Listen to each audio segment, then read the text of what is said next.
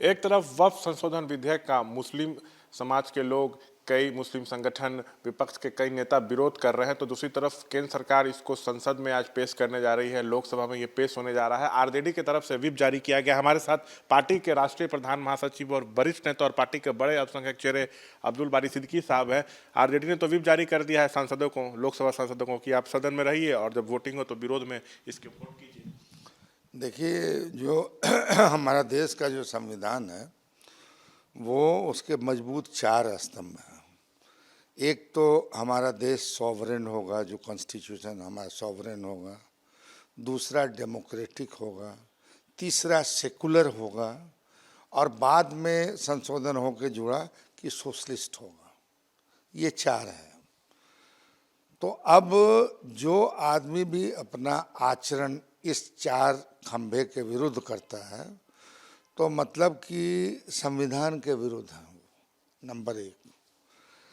Number, जब ये secular country है और सेकुलर कंट्री में विभिन्न धर्म के लोग हैं, हिंदू मतलब सनातनी भी हैं, फिर आपको जैन भी हैं, बौद्ध भी हैं, इस्लाम के मानने वाले हैं, सब लोग हैं।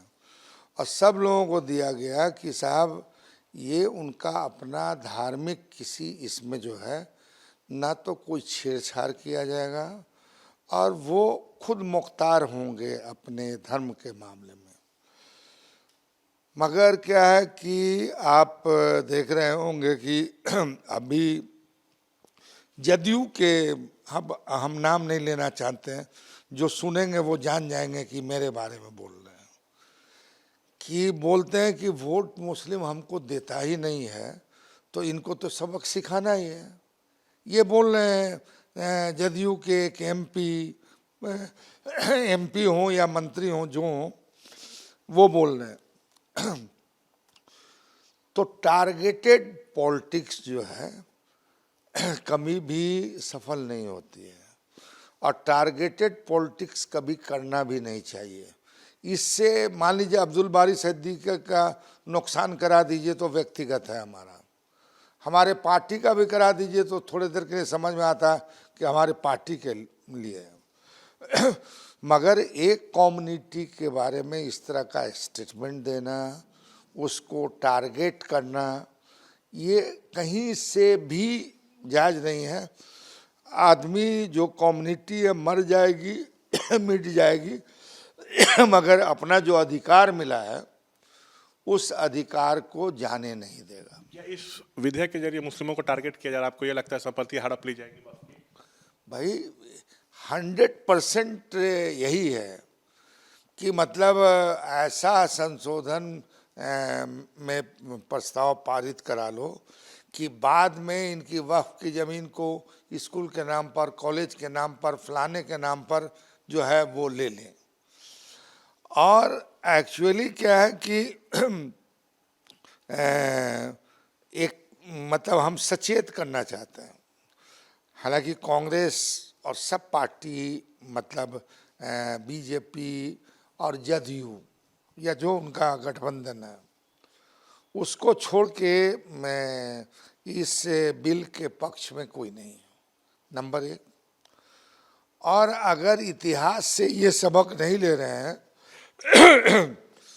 तो अभी आपको याद होगा कि इमरजेंसी लागू हुई है। इमरजेंसी में भी कुछ इशूज पे जो है टारगेट किया गया था माइनॉरिटी को, समझा कि नहीं? तो उसका हश्र क्या हुआ आप समझते हैं? इमरजेंसी जैसे आपको हालात लग रहे हैं? वो घोषित था, ये अघोषित है। मुस्लिम समाज डरा हुआ, आपको भी डर लग रहा है सर इससे?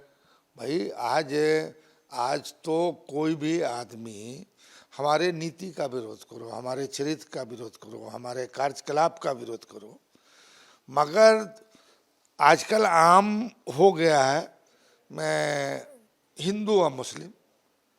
अरे भैया, ये देश प्यार से मोहब्बत से चला है और आज़ादी भी हमको मिली है। सब कोई एक कंधे से कंधा मिलाकर हम लड़े थे तो हम सफल हुए।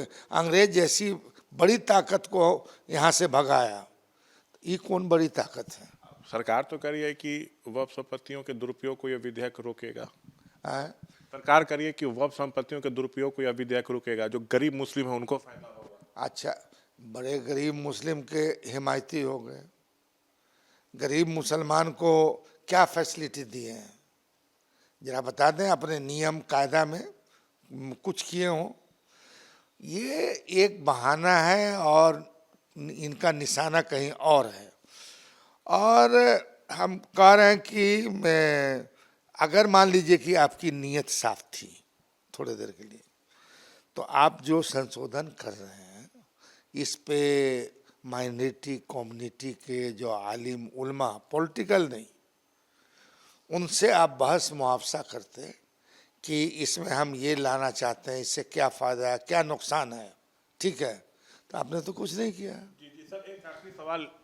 जदयू में जो मुस्लिम नेता हैं वो विरोध कर रहे हैं, लेकिन जदयू की तरफ से व्हिप जारी किया गया सांसदों को कि आप इसके समर्थन में वोट डालिए। नीतीश कुमार समर्थन कर रहे हैं, जबकि खुद को सेकुलर बताते हैं। नीतीश से क्या कहना चाहेंगे इस विधेयक को लेकर? देखिए, समर्थन ना करें।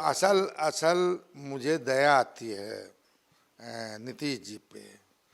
नीतीश जी अभी अपने आप में नहीं है, समझा कि नहीं, अस्वस्थता के कारण। मगर मैं जो लोग हावी हैं और जो लोग ये कराना चाहते हैं वो अगर ये कराते हैं तो मेरी भविष्यवाणी है कि जदयू टूट जाएगी। आरजेडी में आ जाएंगे जो बड़े मुस्लिम लीडर्स हैं। ये नहीं कह रहे हैं कि कहाँ आ जाएंगे कहाँ नहीं आ जाएंगे, ना हम पहल कर रहे हैं ना हम कुछ करेंगे, समझे कि नहीं। पारित हो गया तो जदयू टूट जाएगी, एकदम टूट जाएगी। तो क्या सरकार भी गिर सकती है? सरकार भी गिर सकती है। अब वो आगे आगे देखिए होता है क्या। तो ये थे सिद्दीकी साहब बातचीत करते हुए, जिन्होंने कई बड़े दावे किए हैं। कैमरा पर्सन शैलेश सिंह के साथ मैं शशांक कुमार, एबीपी न्यूज़ पटना।